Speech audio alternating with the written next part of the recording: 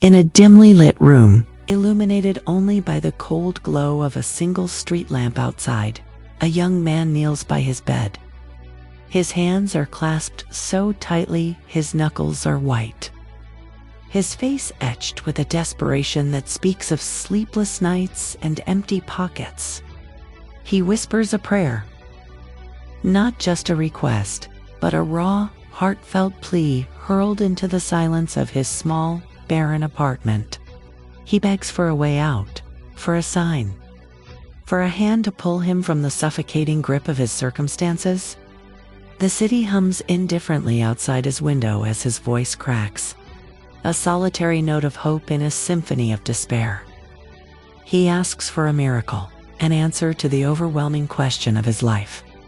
The years that follow are not marked by a sudden miracle, but by the slow, grinding passage of time. We see a montage of his life, the blur of countless job applications met with silent rejections, the sting of doors closing in his face, the exhaustion of working late nights at thankless jobs. Yet, within this crucible of hardship, a different kind of change begins.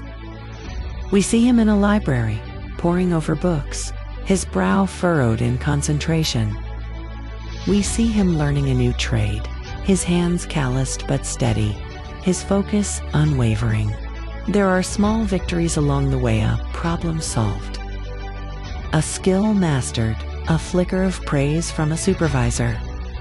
He is building something, not from a divine blueprint, but with the sweat of his own brow and the resilience of a spirit that refuses to be broken.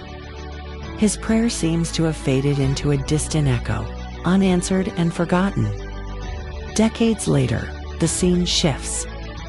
The young man is now a distinguished older gentleman, his face lined with experience rather than despair. He walks with a quiet confidence through the gleaming canyons of a bustling metropolis. The city that once seemed so indifferent, now a testament to his success. His tailored suit and composed demeanor are a world away from the desperate youth in the lonely apartment. As he passes a park, his gaze is caught by a figure slumped on a bench. It is a young person, their face a perfect mirror of the hopelessness he once knew so intimately. The same downturned lips, the same hollow eyes staring into a future that feels like a void.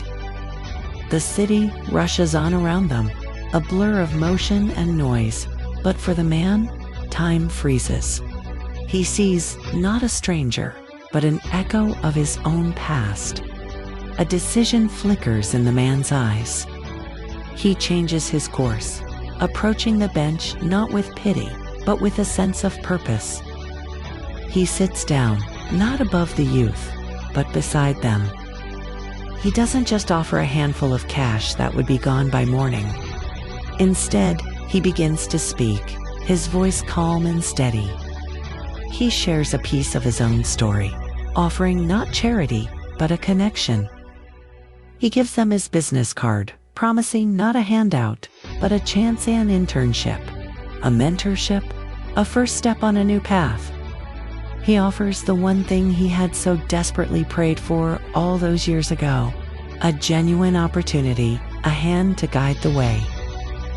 As he does this, as he looks into the dawning light of hope in the young person's eyes, a profound realization washes over his own face.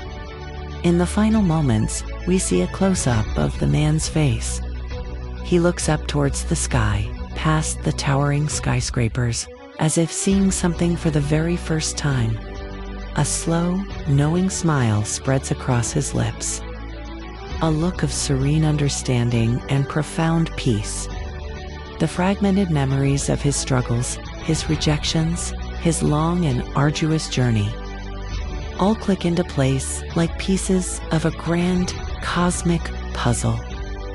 He finally understands the silence that met his desperate plea. He finally comprehends the divine plan that was at work all along.